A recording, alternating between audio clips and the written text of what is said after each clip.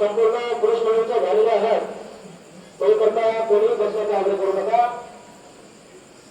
कोणी बसणार नाही त्याची संपूर्ण नागरिकांना सूचना द्यायचा आहे.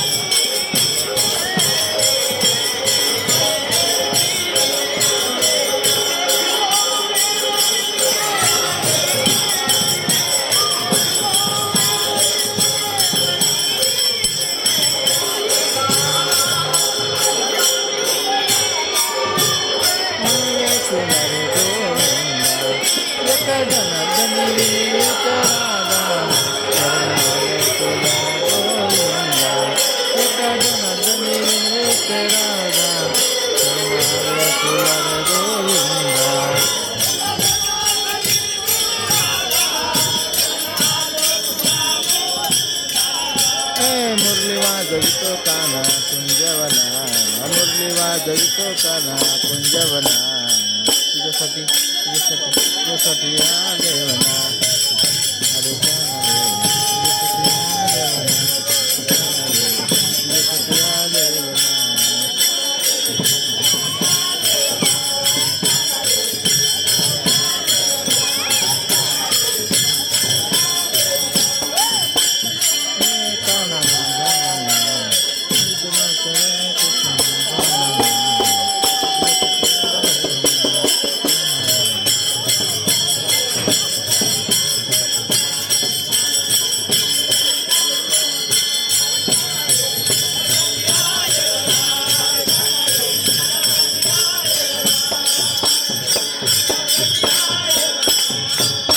पांढरी साडी मॅचिंग सगळं बरं का.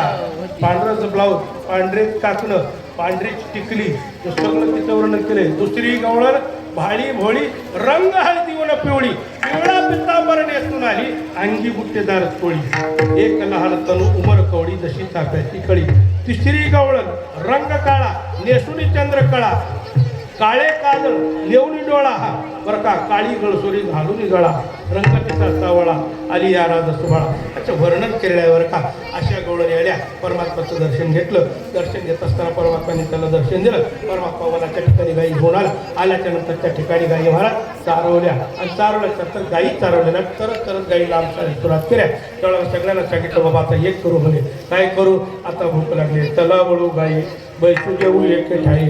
आता गायी वळू म्हणजे गाईला वळून आला. कुठं इंद्रिय रूपी गायी कुठंपर्यंत जातील काही सांगता येत नाही. पण त्या गाईला आवडलं पाहिजे. इंद्रियाचा जे वासनेचा क्षय संकल्प हिमन नयेवरी लक्षात घ्या. इंद्रियाची विजय मिळवल्याशिवाय परमार्थ घडत नाही. म्हणून 2-2.5 तास 3-3 तास तुम्ही भागवत श्रवण करीत असताना मांडी घालून बसावं लागतं. एवढ्या उन्हामध्ये ताप्त उन्हामध्ये तुम्ही बसता ते इंद्रियावरती जय मिळवलं विजय मिळवलं हे वळण आहे. लांब गेलेल्या गाई एकत्रित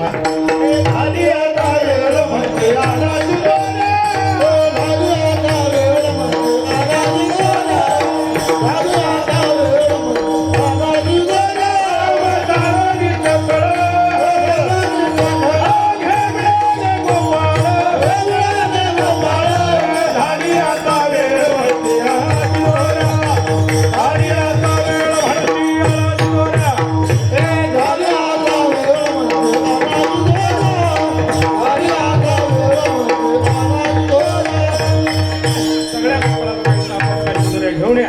सगळे गोपाळ शिदोरी आले, पण काही त्यामध्ये असे होते ज्यांच्या घरी काही नाही, शिदोरी ज्याच्याकडे नाही. काही काही लोकांचं प्रारब्ध असतं, काहीही नसतं. त्याच्यामध्ये तुकोबाऱ्यासारखे महात्मे होते. त्यांनी सांगितलं, तुका म्हणे हरी माझे कोणी नाही घरी, नका करू दुरी मज पाया वेगळे. हे भगवंता, आमच्या घरी आणण्यासारखं काहीही नाही, आमचं घर रिकामं आहे. आता हे मुद्दा महत्वाचा आहे, कारण का कोणतं घर, हे विटा मातीच्या घराचा विचार करायचा नाही. त्याच्या दृष्टीने, व्यवहार दृष्टीने बघितलं, त्याही दृष्टीने आमच्या घरी काही नाही.